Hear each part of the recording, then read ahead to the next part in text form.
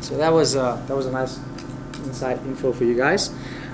Infused technology integration is important.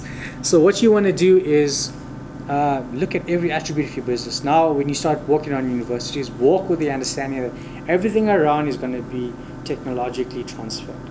All right, till the point we have AI operating at full level, it's up to us to ensure that we have the basics in place before this happens. It might not be within your term of employment, but this will eventually happen in your lifetime. All right, you want to promote collaboration. Promote collaboration with your different departments, your colleagues, like we mentioned before, as well as brainstorm sessions. Social media needs to sit at every level of your company's entity: operations, logistics, human resources, board meetings. And there's been times over my years that I stormed through certain institutions' boardroom meetings, even after they declined me to sit in. Now, I actually sit as a counselor at these levels because they've learned to understand not to close the door on digital and social media. Weekly fund hackathons, that's a bit of a campaign you can look at. Gather your students in recreational halls or student rooms, like, guys, here's a concept, let's look at developing this app, let's get it launched online, and whoever's part of this project, let's make a bit of a profit, help them to fund their own school fees rather than protest. All right, so one thing you also need to consideration is wait not for accolades to reward Olympians. So pretty much don't wait for someone to graduate to feel that they're professionally viable enough. Everyone right now across this whole planet has the ability to tap into this financial industry.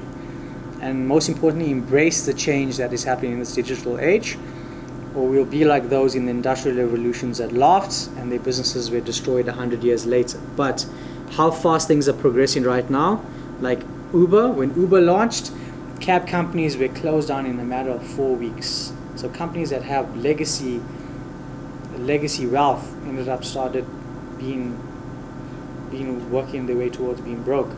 So let's not ensure that your institutions are part of that. Let's ensure that they're still alive in years to come. So this time I normally would ask you guys if you'd like to take a bit of a 5-minute break, but I think everyone's cool and fine, and let's just continue. So no need to buffer our minds. So mobile applications. It's not just mobile apps on these phones, but any device that can technologically connect to a computer. So a tablet plugged into a wall, sensors when you walk into a door. All of these are formed as mobile applications. This is a graph that we have pulled from a Nielsen's reports, 2011 to 2017. You'll notice how mobile applications has developed over the years. Gaming still holds a massive population because it just seems people are typically learn things a bit better. I learned to drive a bit better from making use of Gran Turismo, but she would think otherwise on my driving. But you'll notice over the years, 50% by 2017, which is next year, games are still high, but the other 51% is built up of other industries. If we look at education, being this yellow graph right here, it's part of the population pool, but where you guys stand is all dependent on you. That can all change.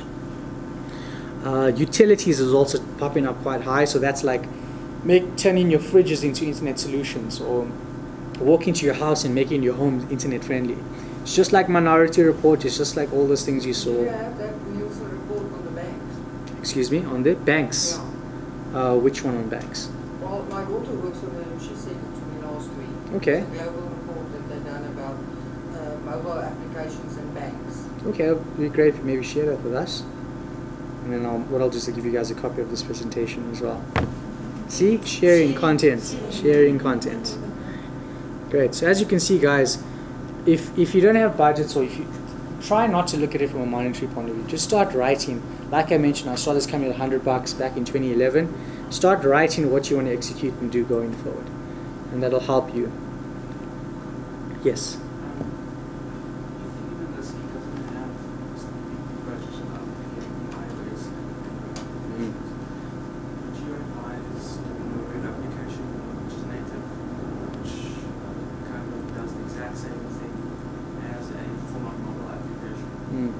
So we've got to keep in mind we are in South Africa as well.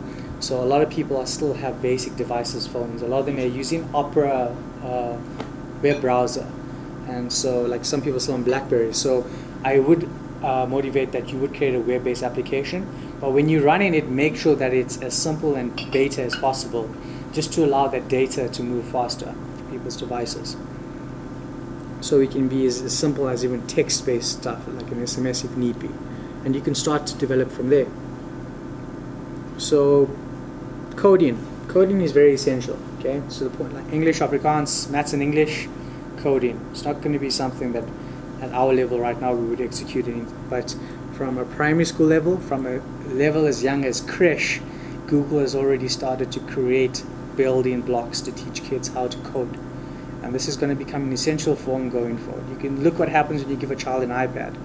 You know, I started my first trip with computers back in 1992 when I had my first computer and access to the internet. And I've learned so much to this point. You can only imagine and understand how kids will be. But also to keep them divided and balanced and show them what a tree and sand is outside. That's very important. Surrogate societies, those are things that is realistically happening eventually. People already playing half-life on the internet, where they live another life on the internet. So let's be that generation that rather makes a positive change than live in hibernation. So if you don't really understand code, it's always good to learn basic things. When your web developers are not around, when your IT guys are not around, you would need to understand how to put a basic tracking code and how to view certain things on the internet. You get stuck, a simple Google search, a simple YouTube search, or a call to us at #SouthAfrica. We can always give you guys a hand in what you need done. Wallpaper credits goes to 1999, The Matrix. So, talking about young kids and app developers, these are kids with money in their pocket. I'm not talking hundreds of thousands, I'm talking almost billions of dollars already. This kid, Thomas Suarez, a 12-year-old app developer, already looking like he's a Steve Jobs with his shirt and iPad, but he developed a basic app, stuff of ripping off Justin Bieber, Donald Trump, and now he's working with Google and Yahoo, doing projects and campaigns. A kid like this could already have his master's and doctorate degree based on what he's done. This kid sold his application a short message, or I think the app is called Summary. Summary allows them to, it automatically reads a long page article and gives you a generated response on what the summary is. He sold out to Yahoo at the time. This kid, a schoolgirl at the age of 7, watched YouTube videos and learned how to create an app and develop the app. So when I was in school, I was not the great student. I was like a C- student. Didn't do too well in high school, did okay in varsity. But when I got out of varsity, or while still being in school, I spent a lot of time in computers and learned and educated myself. A lot of people everyone is born with a passion and gift. If they can learn to hone that skill from a young age, not just into the comfort of, like the brief said for this, a chalkboard technology and sitting in a standardized classroom, if we can start implementing these changes in cluster groups at universities, then we can all start, our own Xavier School for the Gifted, wherever we are. So that pretty much comes to the end of this presentation and this keynote. What I would like for you guys to do on your break is take 10 minutes and create a real world scenario. Let's not take the fees must fall scenario right now, but if you want, you can, because whatever you share as an institution, know that you're just going to keep on getting slapped at. So look at 2017. How can I break up my next 4 terms into informative information, create robust dialogue, and most importantly, how can I get my students to make their own profit? And at this time, I'd like to thank you guys as an institution, and all the best for 2017. I look forward to seeing your videos on the internet.